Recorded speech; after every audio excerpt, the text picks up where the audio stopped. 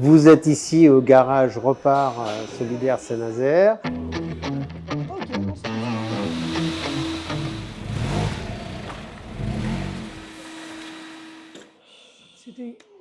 L'objectif, c'est de répondre à une demande de gens en difficulté. C'est vraiment ça notre ADN. Je porte une voiture. Est-ce que vous avez d'autres choses signées sur le véhicule, des bruits, des témoins, de tableau de bord? Ah oui, ouais, vous avez raison. Clignotant avant droite qui fonctionne pas. Ok. Bon, ça, de toute façon, l'éclairage, on le contrôle à chaque fois. Oh, le clignotant avant droite, c'est tout. Ok. J'ai eu que ça signalé. Eh ben, c'est parfait. Une petite signature avant de vous quitter. Vous nous expliquez comment on peut vous aider, quelle est votre difficulté. Après, vous décidez d'adhérer ou non. Si vous décidez d'adhérer, on va vous demander vos revenus, puisqu'il y a 2 taux horaires de main-d'œuvre suivant les revenus. Vous avez la carte grise de la voiture, un justificatif de domicile. Les adhérents bénéficiaires, ils payent un prix très faible qui ne compense pas le coût horaire pour payer les salariés, entretenir les locaux, etc. Pour réussir à obtenir l'équilibre, on a besoin d'aide de la collectivité, des financeurs publics et privés, bien entendu, puisque nous sollicitons aussi les financeurs privés pour permettre d'arriver à un équilibre financier à la fin de l'année. On voit qu'on avait raison de se lancer dans cette aventure puisqu'il y a beaucoup de demandes. Aujourd'hui, on est à plus de 1600 adhérents. Il y a entre 6 et 8 adhésions par jour. Donc potentiellement 6 à 8 personnes qui ont un problème de mobilité associé à un problème de budget, puisqu'on a plutôt des clients en difficulté financière, mais pas que. On a aussi des clients qui souhaitent nous soutenir et qui vont faire réparer leur voiture chez nous.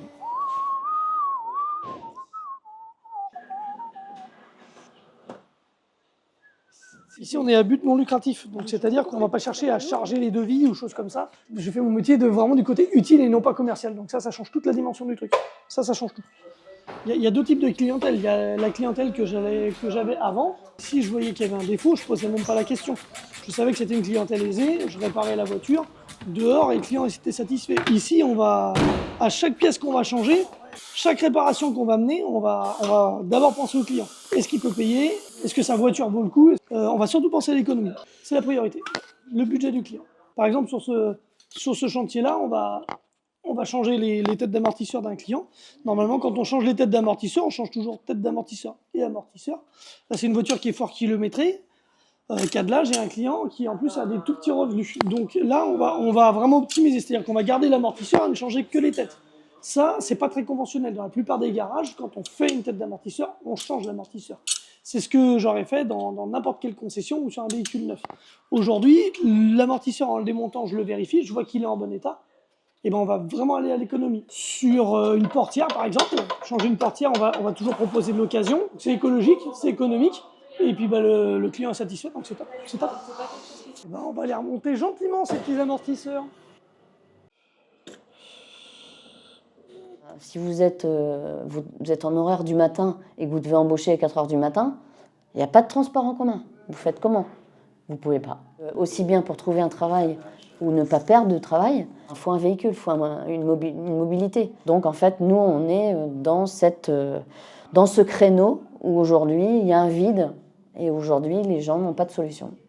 C'est ça l'objectif du garage. Oui, parce que Stéphane, c'est Closed. Appelle... J'étais venue déjà au mois d'avril, mai. Ils m'avaient dit qu'éventuellement, ils mettaient en place pour louer, pour faire des locations. Donc, moi, ça m'arrangeait plus que d'acheter pour le moment. Pour les gens, justement, qui ne peuvent pas, effectivement, faire des réparations dans un grand garage, c'est quand même mieux, quoi. C'est bien. Je sais pas, le mercredi, ça doit me porter malheur. C'est une voiture qu'on a en location. Et elle s'est fait fracturer hier soir, elle s'est fait voler un sac. Donc on va changer la vitre. Enfin, on va pas changer la vitre pour le moment, on va mettre un plastique et on changera la vitre plus tard.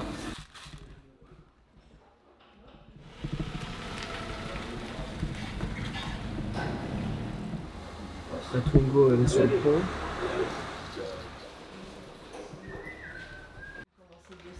C'est la pause café du matin. C'est un moment important, un moment sympa, on se retrouve tous. Et en même temps, on débriefe sur la journée, si éventuellement il y a des soucis. Et on prépare le reste de la journée, l'après-midi en particulier. Moi, je suis très fier, évidemment, de cette aventure.